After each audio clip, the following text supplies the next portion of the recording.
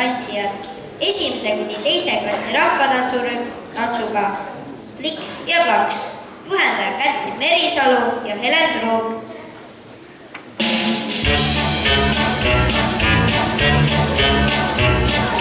Siis kui sul tööst juba pean, poksena teiste närve sööb. Käed sa võta välja taskust ja lööks, Plaks ja kui jaksad, siis ka teine lööb.